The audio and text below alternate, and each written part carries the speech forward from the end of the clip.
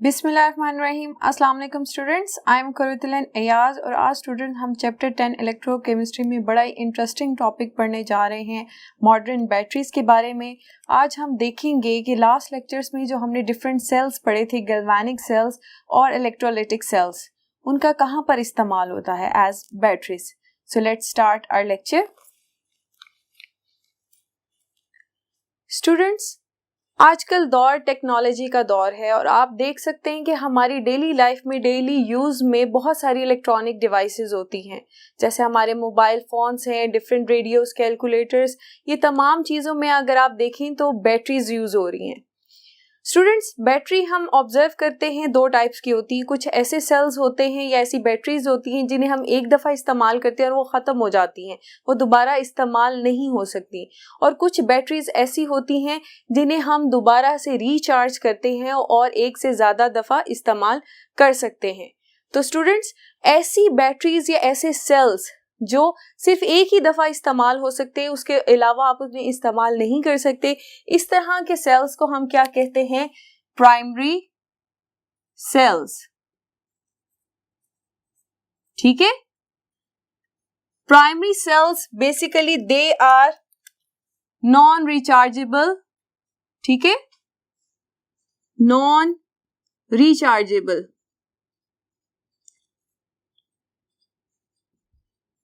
अगर आपको primary cells की एग्जांपल्स दूं तो आप देख सकते हैं स्टूडेंट्स, ड्राई सेल्स हैं, अल्कलाइन बैटरीज हैं, ये डिफरेंट इलेक्ट्रॉनिक डिवाइसेस में यूज होती हैं, टॉयज के अंदर, रेडियोस के अंदर। इसी तरह से स्टूडेंट्स सिल्वर ऑक्साइड बैटरीज भी हैं जो कि बहुत ज़्यादा एफिशिएंट मानी जाती हैं एनर्जी के लिहाज से। ठीक है, लेकिन थोड़ी सी कॉस्ट इफेक्टिव भी हैं। मर्करी सेल्स भी हैं। ये मर्करी सेल्स स्टूडेंट्स पहले इस्तेमाल किए जाते थे कैलकुलेटर्स में, इसी तरह से डिफरेंट इलेक्ट्रॉनिक डिवाइसेस में, लेकिन इनका एक नुकसान ये था कि जब हम इन्हें डिस्पोज करना चाहते थे, यानी इसको ख़त्म करना चाहते थे, तो मर्करी जो है वो बहुत ज़्यादा हार्मफुल होता है एनवायरनमेंट के लिए। एनवायरनमेंट के कंसर्न की वजह से हमने इसको बैन कर दिया। ठीक है, इसी तरह से स्टूडेंट्स दूसरे सेल्स जो कि चार्ज हो सकते हैं, एक से ज़्यादा दफ़ा इस्तेमाल हो सकते हैं, उन्हें हम क्या कहेंगे? They are the secondary cells. ठीक है, इन्हें आप सेकेंडरी सेल्स भी कह सकते हैं, रिचार्जेबल सेल्स भी कह सकते हैं। ठीक है, तो यहां पर हम आगे मेंशन कर देते हैं, दे आर रिचार्जेबल।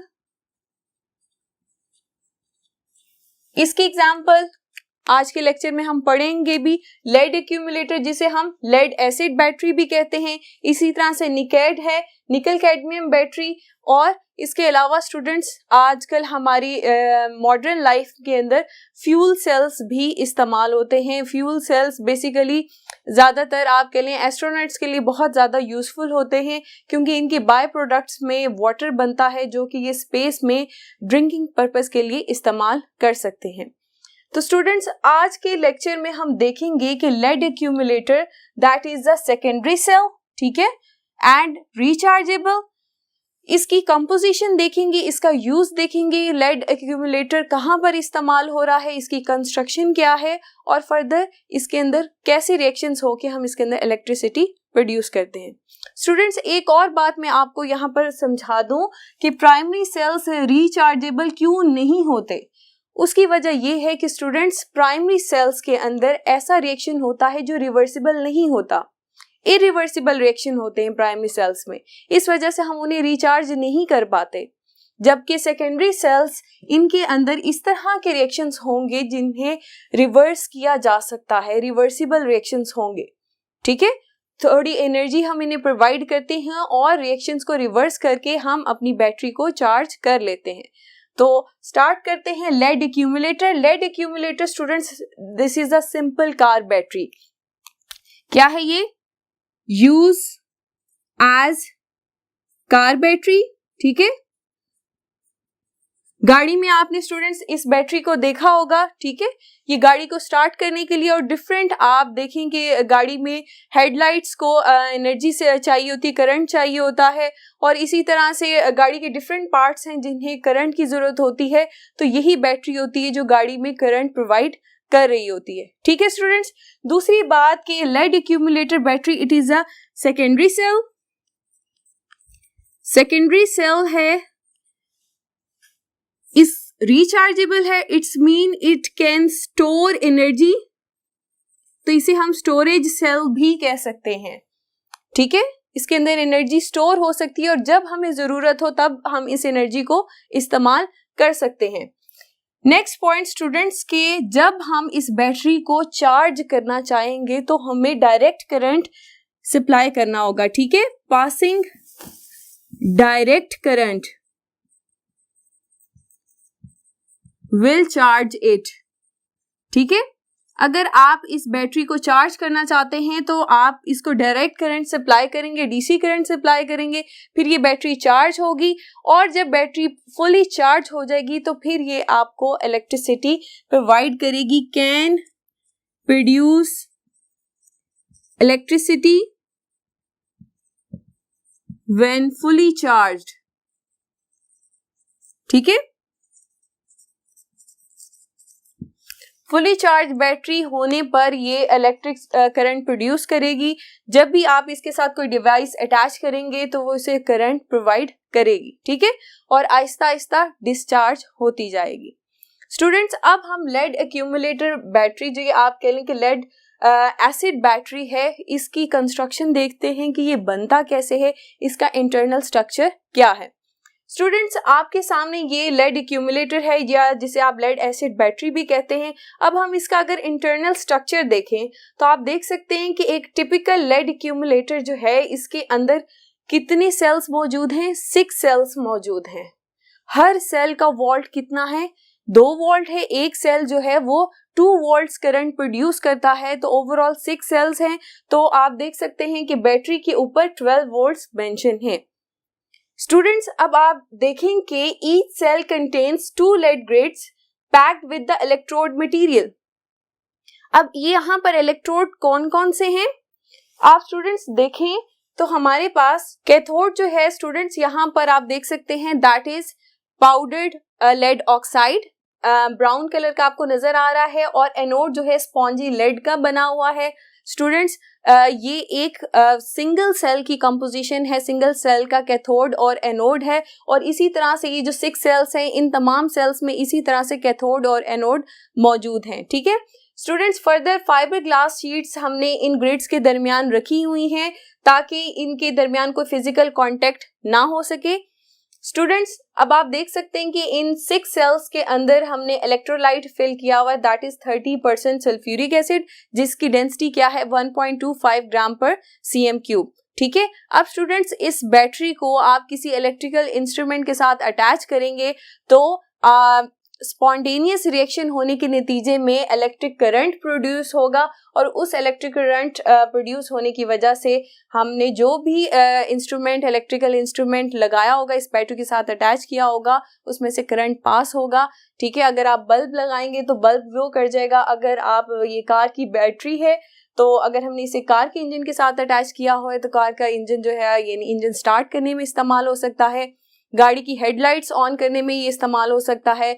इवन कि आप देखें कि गाड़ी के जो वाइपर्स होते हैं वो भी इसी बैटरी की मदद से जो करंट प्रोड्यूस होता है उससे मूव करते हैं। स्टूडेंट्स, ये था सारा सेटअप लेड एक्यूमुलेटर बैटरी का। आप स्टूडेंट्स डिटेल में डिस्कस करते हैं कि आखिर कैथोड और एनोड पे क्या रिएक्शन होता है जिसकी वजह से जो इलेक्ट्रिक करंट है वो प्रोड्यूस होगा, कैसे ये बैटरी डिस्चार्ज होगी ड्यूरिंग द टाइम, और हम इसे रिचार्ज कैसे करेंगे। जी स्टूडेंट्स, अभी हमने देखा कि कैथोड हमारे पास लेड एक्यूमुलेटर में क्या था, लेड ऑक्साइड, एनोड क्या यूज किया था हमने, स्पॉन्जी लेड, इलेक्ट्रोलाइट हमारे पास 30% सल्फ्यूरिक एसिड था। ठीक है, यानी बेसिकली हम डाइल्यूट सल्फ्यूरिक एसिड लेते हैं, rest of the thing is water. ठीक है, और इसकी डेंसिटी कितनी है 1.25 ग्राम पर cm3। इलेक्ट्रोलाइट की डेंसिटी ये है। ठीक है, वोल्टेज अब क्या था, हमने कहा था कि ईच सेल प्रोड्यूसेस 2 वोल्ट्स। ठीक है, 2 वोल्ट्स फॉर सिंगल सेल। आपने देखा था कि 6 सेल्स जो हैं वो सीरीज में कनेक्ट थे, तो 6 सेल्स कितना वोल्टेज प्रोड्यूस करेंगे, 12 वोल्ट्स फॉर 6 सेल्स। ठीक है, 6 सेल्स के लिए बैटरी जो है 6 सेल से बैटरी कितना करंट प्रोड्यूस करेगी, दैट इज 12 वोल्ट्स। स्टूडेंट्स, अब हम देखना चाहते हैं कि ये सेल जो है कैसे वर्क करेगा, डिस्चार्ज किस तरह से होगा। जैसे जैसे ये इलेक्ट्रिसिटी प्रोड्यूस करता जाएगा तो इसकी डिस्चार्जिंग कैसे होगी, क्या केमिकल चेंजेस आएंगी। स्टूडेंट्स, हमने गैल्वेनिक सेल्स पढ़े थे जिसमें हमने कहा था कि स्पॉन्टेनियस रिएक्शंस होते हैं जिनकी नतीजे में इलेक्ट्रिक करंट प्रोड्यूस होता है। तो यहाँ पर ये बैटरी भी इसके अंदर क्या हो रहा है, स्पॉन्टेनियस रिएक्शन हो रहा है जिसकी वजह से क्या करंट प्रोड्यूस होगा। तो आप कह सकते हैं कि ये एक गैल्वेनिक सेल है। ठीक है, तो इस गैल्वेनिक सेल की डिस्चार्जिंग कैसे होगी। स्टूडेंट्स, हमने पढ़ा था कि गैल्वेनिक सेल में एनोड से इलेक्ट्रॉन्स निकलते हैं और कैथोड से एंटर होते हैं। सॉल्यूशन के अंदर कैथोड इलेक्ट्रोड से एंटर होंगे। तो एनोड पे क्या होगा students, anode is lead solid electrode जो है ये सॉल्यूशन में से सल्फेट आयंस के साथ रिएक्ट करेगा। लेड की क्या हो जाएगी, ऑक्सीडेशन, क्योंकि एनोड पे क्या होती है, ऑक्सीडेशन होती है। लेड कन्वर्ट हो जाएगा लेड आयंस में।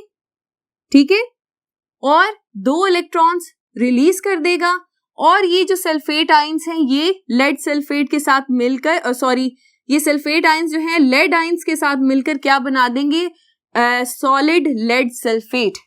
ठीक है, जो कि डिपॉजिट होता जाएगा एनोड पे। ठीक है, आप इसी प्रोसीजर को यहाँ पर सेल में भी देख सकते हैं। ये सिंगल सेल हम कंसीडर कर रहे हैं लेड एक्यूमुलेटर का। आप देखेंगे एनोड पे लेड आयंस जो हैं वो उनकी ऑक्सीडेशन हो रही है और सल्फेट आयन सॉल्यूशन में से लेड आयन के साथ कंबाइन होके लेड सल्फेट बना रहे हैं जो कि फर्दर डिपॉजिट होता जा रहा है एनोड इलेक्ट्रोड पे। अब स्टूडेंट्स, हम देखेंगे कि कैथोड पे क्या रिएक्शन हो रहा है। कैथोड पे हम देखते हैं कि जब इलेक्ट्रॉन्स एंटर होते हैं कैथोड पे तो क्या होता है कि जो हाइड्रोजन आयंस होते हैं सॉल्यूशन के अंदर, क्योंकि सल्फ्यूरिक एसिड हमने लिया हुआ है, जो प्रोटॉन्स हैं वो इलेक्ट्रॉन्स रिसीव करते हैं और हाइड्रोजन एटम बन जाते हैं। ये हाइड्रोजन एटम जो है वो लेड ऑक्साइड के ऊपर अटैक करते हैं और क्या बनता है, PbO। ठीक है, लेड डाइऑक्साइड से लेड ऑक्साइड बन रहा है यहाँ पर। और स्टूडेंट्स, आप देखिए एक वाटर मॉलिक्यूल बना है, ये लेड ऑक्साइड जो है फर्दर सल्फेट आयंस के साथ रिएक्ट करेगा और क्या बना देगा, लेड सल्फेट बना देगा और फर्दर एक और वाटर मॉलिक्यूल बन जाएगा।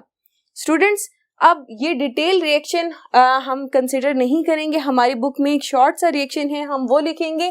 कैथोड पे क्या होगा, lead oxide plus 4 protons sulphate ions solution में से और ये इलेक्ट्रॉन्स जो रिसीव हुए हैं ये क्या होगा, यहाँ पर रिडक्शन होगी और लेड सल्फेट बनेगा जो कि डिपॉजिट हो जाएगा कैथोड पे और इसी तरह से 2 वाटर मॉलिक्यूल्स बन जाएंगे। ठीक है, अब ओवरऑल रिएक्शन क्या होगा, ओवरऑल रिएक्शन मैं यहाँ पर लिखती हूँ, लेड सॉलिड जो कि एनोड है, lead oxide that is our cathode और इसी तरह से 4 प्रोटॉन्स प्लस 2 सल्फेट आयंस हमें क्या प्रोडक्ट देंगे, lead sulphate and 2 water molecules. ठीक है स्टूडेंट्स, ये हमारा ओवरऑल रिएक्शन होगा जब हमारा सेल जो है वो डिस्चार्ज होता जाएगा। यानी जैसे जैसे इलेक्ट्रिक करंट प्रोड्यूस होता जाएगा तो दोनों इलेक्ट्रोड्स पे आप देख सकते हैं कि लेड सल्फेट की जो लेयर है वो डिपॉजिट होती जाएगी। एक टाइम आएगा कि जो इलेक्ट्रोड्स हैं हमारे वो पूरे के पूरे लेड सल्फेट की लेयर से कवर हो जाएंगे और यहाँ पर रिएक्शन जो मजीद नहीं प्रोसीड होगा और अब हम कह सकते हैं कि हमारी बैटरी जो है वो डिस्चार्ज हो गई है। ठीक है, अब फर्दर इस बैटरी से कोई करंट प्रोड्यूस नहीं होगा। अब स्टूडेंट्स, इस बैटरी को चार्ज कैसे किया जाए, चार्ज करने के लिए हमें रिएक्शन को रिवर्स करना होगा। पहले स्पॉन्टेनियस रिएक्शन हो रहा था, अब हमें नॉन स्पॉन्टेनियस रिएक्शन करवाना पड़ेगा। जैसे कि हमने इलेक्ट्रोलाइटिक सेल्स में पढ़ा था कि अगर हम एक बैटरी सोर्स लगा दें जिससे नॉन स्पॉन्टेनियस रिएक्शंस को प्रोसीड करवाया जाए, यानी कि अब हमारी जो बैटरी है वो गैल्वेनिक सेल के तौर पे नहीं एक्ट करेगी बल्कि इलेक्ट्रोलाइटिक सेल के तौर पे एक्ट करेगी जब आप इसे रिचार्ज करेंगे। ठीक है, रिचार्जिंग कैसे होगी कि हम करंट सप्लाई करेंगे और उससे रिएक्शन को रिवर्स करवाएंगे। तो स्टूडेंट्स, फिर हम देखते हैं कि हमारे पास रिएक्शन क्या होता है। कि एनोड पे देखें पहले ये रिएक्शन था, अब इस रिएक्शन का रिवर्स हो जाएगा, लेड सल्फेट, ये रिएक्शन जो है ऑपोजिट हो जाएगा, ये 2 इलेक्ट्रॉन्स एक्सेप्ट करेगा और किस में चेंज हो जाएगा, lead solid, and sulphate ions जो हैं वो सॉल्यूशन के अंदर एंटर होते जाएंगे, ठीक है। और कैथोड जो है, कैथोड पे भी ये रिएक्शन रिवर्स हो जाएगा कि लेड सल्फेट, यहां पर 2 वाटर मॉलिक्यूल्स, लेड ऑक्साइड, ठीक है, plus 4 protons plus sulphate ions, और यहां पर 2 इलेक्ट्रॉन्स रिलीज होंगे, ठीक है। इसका मतलब है कि अब एनोड पे क्या हो रही है, रिडक्शन, और कैथोड पे हो रही है ऑक्सीडेशन, ठीक है। रिवर्स रिएक्शन होने की वजह से हमारे इलेक्ट्रोड जो हैं वो वापस हमें मिल जाएंगे, ठीक है। एनोड जो है वो अगेन लेड सॉलिड बन जाएगा और कैथोड जो है वो लेड ऑक्साइड दोबारा से अपीयर हो जाएगा। ये लेयर जो है वो लेड सल्फेट की जो डिपॉजिट हुई थी वो खत्म होना शुरू हो जाएगी। ओवरऑल रिएक्शन में यहां पर आपको मेंशन कर देती हूं, 2 lead sulphate plus 2 water molecules plus lead solid plus lead oxide plus यहां पर 4 प्रोटॉन्स एंड 2 सल्फेट आयंस, ठीक है।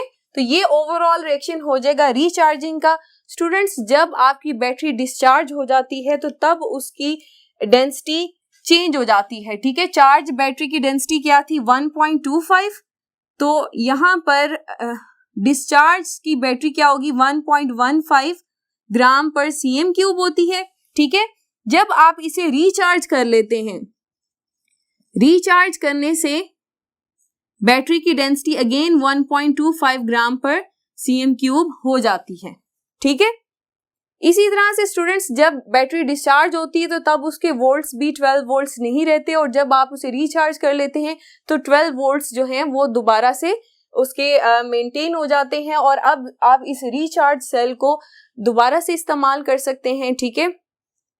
स्टूडेंट्स, होता ये है कि अभी तो हमारी बुक में ये लिखा हुआ है ना कि चार्जिंग और डिस्चार्जिंग और रिचार्जिंग जो है हम एक सेल की करवाते जाते हैं, लेकिन क्या होता है कि जो हमारा इलेक्ट्रोलाइट है, सल्फ्यूरिक एसिड है, ये बार बार बैटरी डिस्चार्ज होने से और रिचार्ज होने से क्या हो जाता है, डिकम्पोज हो जाता है, तो हमें इसको चेंज करना पड़ता है।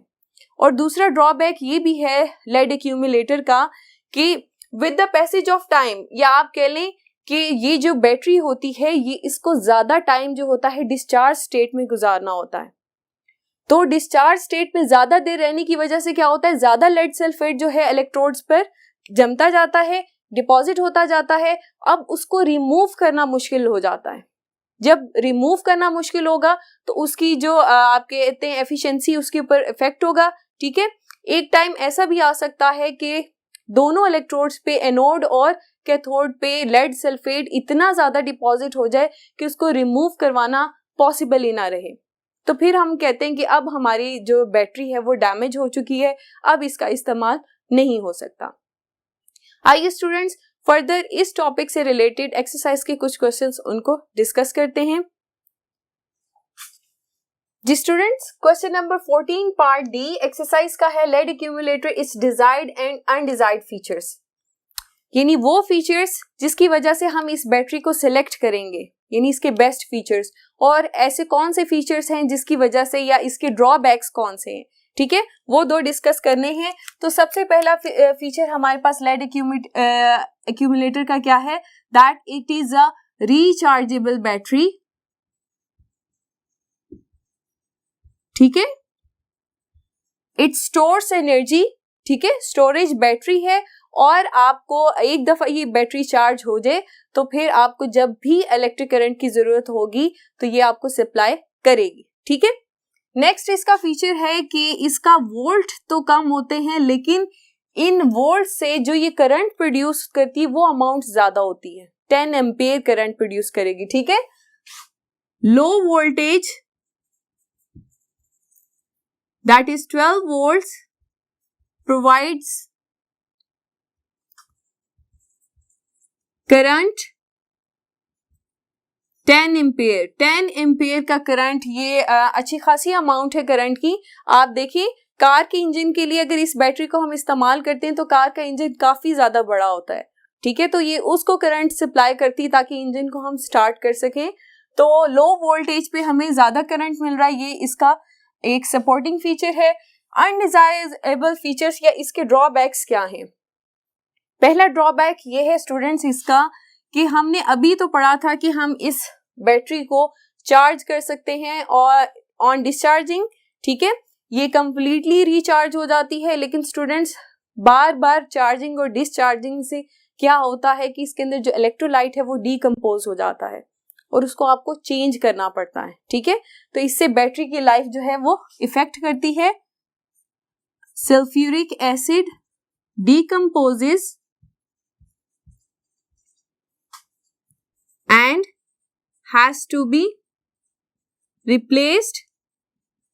Next point is students के ज्यादा चार्ज और डिस्चार्ज होने की वजह से एक टाइम आता है कि जो प्लेट्स का जो है स्ट्रक्चर है वो खराब हो जाता है। आप देख सकते हैं कि ये वो प्लेट्स हैं कि जब लेड सल्फेट जो है वो बहुत ज्यादा इसके ऊपर डिपॉजिट हुआ है और दूसरा इनका स्ट्रक्चर भी खराब हो चुका हुआ है, तो इसकी वजह से आप कह सकते हैं कि efficiency of lead accumulator decreases, ठीक है, due to change in structure of plates efficiency decreases, ठीक है।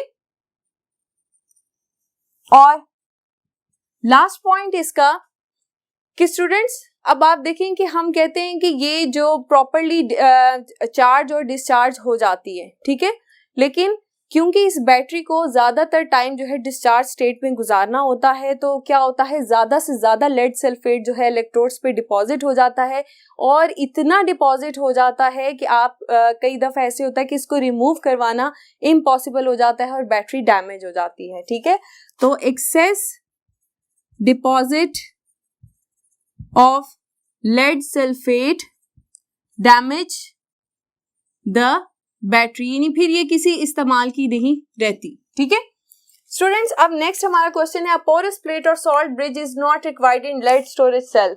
हमने कहा था कि ये लेड स्टोरेज सेल जो है गैल्वेनिक सेल के तौर पर इस्तेमाल होता है और गैल्वेनिक सेल में हमने देखा था कि सॉल्ट ब्रिज लाजमी इस्तेमाल होता है, तो इसमें क्यों सॉल्ट ब्रिज की जरूरत नहीं है? उसकी वजह यह है कि स्टूडेंट्स के हमने जो इलेक्ट्रोलाइट यूज किया है वो दोनों इलेक्ट्रोड्स के लिए है, यानी इलेक्ट्रोलाइट जो है वो दोनों का सेम है, ठीक है, सेम इलेक्ट्रोलाइट